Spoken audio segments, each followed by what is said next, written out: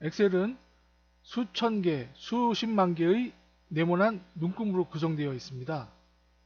화면에 보이듯이 이 네모난 것을 셀이라고 하는데요. 이 셀을 얼만큼 잘 이해하고 활용하냐에 따라서 엑셀을 쉽게 배우실 수가 있습니다. 빈 화면만 덩그러니 있는 워드와 달리 엑셀은 이 셀의 기능이 상당히 중요합니다. 처음부터 끝까지 이 셀의 기능을 이해하지 못하고서는 엑셀을 할 수가 없습니다. 그래서 셀의 기능에 대해서, 셀의 사용법에 대해서 알아보겠습니다.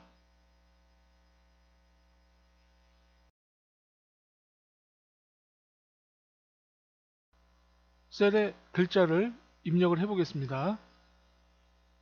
클릭을 한 다음 C3에 클릭한 다음 동해물과 백두산이 마르고 닳도록 문장을 하나 쓰고 있습니다.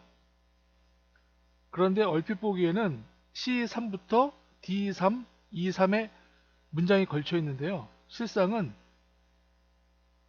수식 입력줄에도 글씨가 보입니다. 입력한 텍스트가 보이는데요.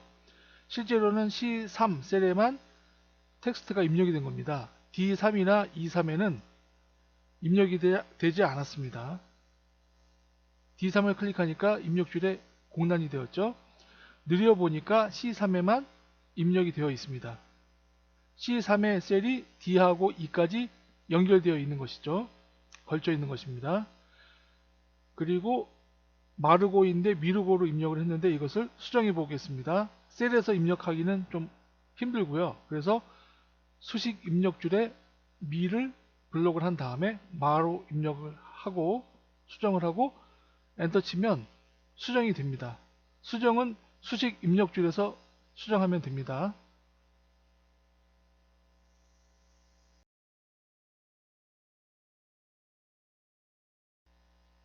상황에 따라서 셀을 2개 이상 합쳐 보겠습니다. 위에 보면 판매표라고 하는 제목이 있는데요. 이 판매표의 제목을 가운데 오게 하려면 옆에 있는 4개의 셀을 합쳐야 합니다.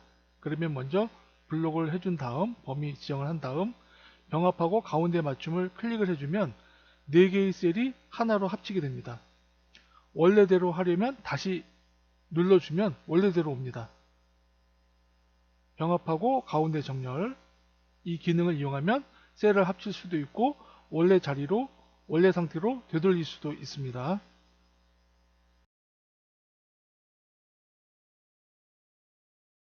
셀은 하나의 계산기와 같습니다. 셀을 이용해서 계산을 해보겠습니다. 가장 기본적인 수식, 단가와 수량을 곱하면 금액이 나오겠죠. 그러면 금액에다 커서 놓고 기본이 이꼴 단가 클릭하면 CAO 셀명이 입력이 됩니다.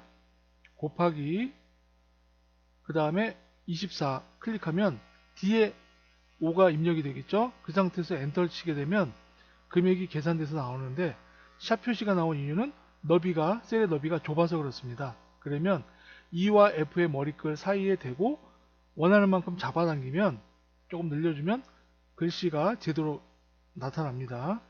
그리고 밑에 있는 것은 반복적으로 계산할 필요 없고요. 오른쪽 밑에 있는 점에 대고 채우기 핸들을 이용해서 잡아당기면 자동으로 수식이 복사가 돼서 계산이 됩니다. 그러면 수량, 합계도 똑같은 방법으로 계산을 해보겠습니다. 이꼴 24 클릭하고 그러면 이제 셀명이 나오겠죠. 그 다음에 엔터를 치게 되면 수량 합계가 나옵니다. 78 셀에 대고 조그만 점에 대고 오른쪽으로 잡아당기면 금액도 모두 합계가 나옵니다.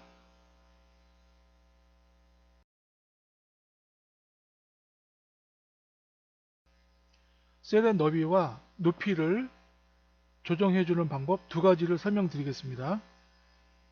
먼저 단가, 수량, 금액의 너비가 다 다릅니다. 그러면 이 3개 셀의 너비를 똑같이 만들어 보겠습니다. 기본은 금액이 되겠습니다. C, D, E 머리글을 모두 지정한 다음에 금액을 기준으로, 금액 셀을 기준으로 E와 F 사이에 대고 금액의 너비를 조정해 줍니다. 그러면 단가와 수량의 셀이 자동으로 똑같아집니다. 행의 높이도 마찬가지로 5, 6, 7, 8, 8과 9 사이 머리글에 대고 8을 기준으로 잡아당깁니다. 그러면 5, 6, 7도 8의 행의 높이에 맞게끔 조정이 됩니다. 두 번째 방법은 좀 더 정확한 수치를 입력해서 조정을 해보겠습니다. 그러면 C와 D, E, 너비 수치를 알아냅니다. 이런 방식으로 사이에 대면 수치가 나타납니다. CD, E를 지정한 다음에 그 안에 대고 오른쪽 눌러서 열 너비 클릭, 그 다음에 열 너비의 숫자를 입력합니다. 원하는 수치를 입력한 다음 확인을 눌러주면 3개의 셀의 너비가 정확한 수치로 조정이 됩니다. 행의 높이도 마찬가지 방법입니다. 대고 오른쪽 눌러서 행 높이 클릭한 다음에 원하는 수치를 입력하면, 그리고 확인을 눌러주면 그 수치만큼 행의 높이가 조정이 됩니다.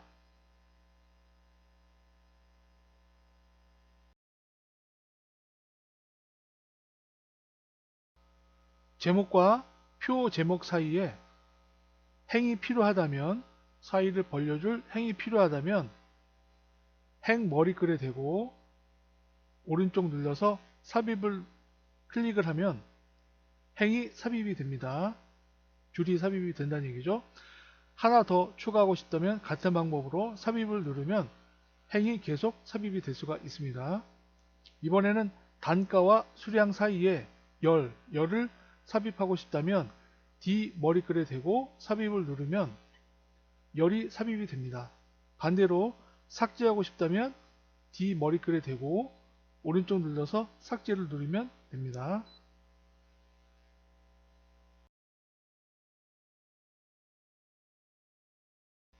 셀에 테두리를 그려준 다음에 표를 만들어 보겠습니다.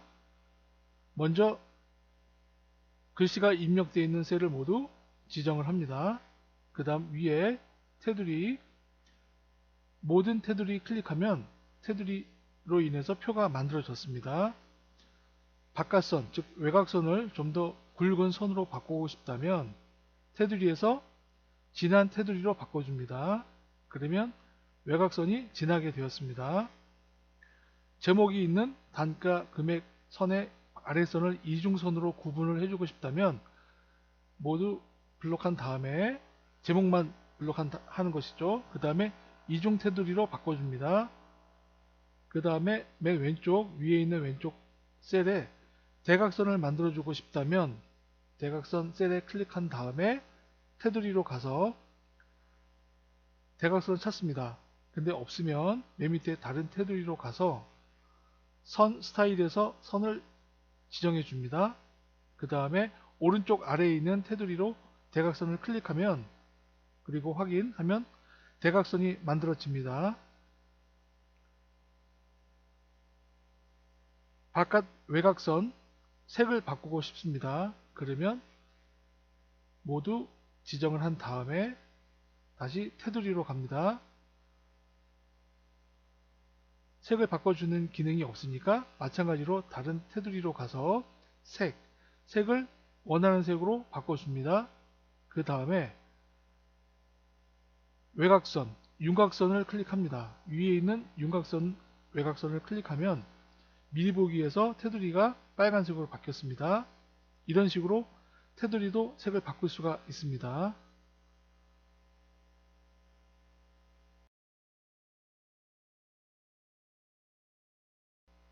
셀 안에서 글씨를 정렬할 수 있는 방법 6가지입니다. 청바지부터 합기까지 셀을 모두 지정합니다. 그리고 위에 보시면 6개의 정렬 방법이 있습니다. 가장 기본이 가운데 정렬입니다. 왼쪽으로 정렬할 수 있고요. 오른쪽으로 정렬할 수 있고요. 가운데 정렬이 가장 기본이지만 글씨를 위쪽에, 셀의 왼쪽 위쪽에 또는 셀의 오른쪽 아래쪽에 각각 붙일 수가 있습니다. 특히 표에서 많이 사용이 되는데요. 이 정렬 방법은 상황에 맞춰서 사용하시면 됩니다.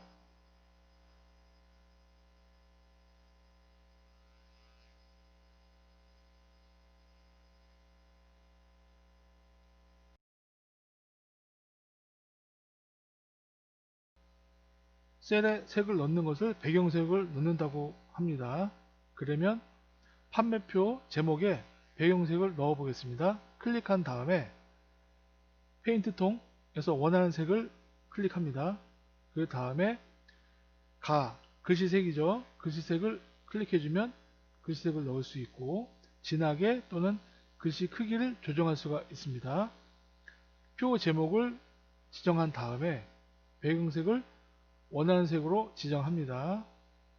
배경색이죠. 배경색을 바꿀 수도 있습니다. 배경색을 바꾸려면 다시 지정한 다음에 페인트 통으로 들어가서 배경색을 다른 색으로 바꿔주면 됩니다. 원하는 행에 색을 넣어 보겠습니다. 티셔츠 행 지정한 다음에 다시 티셔츠 행을 지정한 다음에 페인트 통으로 가서 원하는 색을 클릭해주면 색을 넣을 수가 있습니다. 합계에도 색을 넣어 보겠습니다. 합계 행도 지정한 다음에 원하는 색을 눌러주면 되고요. 글씨색을 넣는 방법도 똑같습니다. 티셔츠를 지정한 다음에 글씨색을 넣어주면 원하는 색깔을 포인트를 줄 수가 있습니다.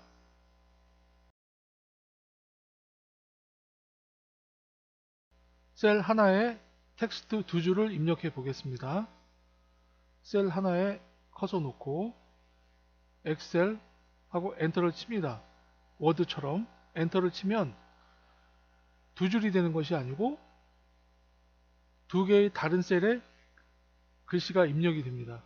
워드하고 좀 다르죠. 그러면 엑셀 하고 Alt 하고 엔터를 칩니다. 그 다음에 팁을 입력하고 엔터를 한번 치면 셀 한 줄에 셀 하나에 두 줄이 입력이 됩니다. 오늘 내용이 마음에 드셨다면 구독과 좋아요 부탁드리겠습니다. 들어주셔서 감사합니다.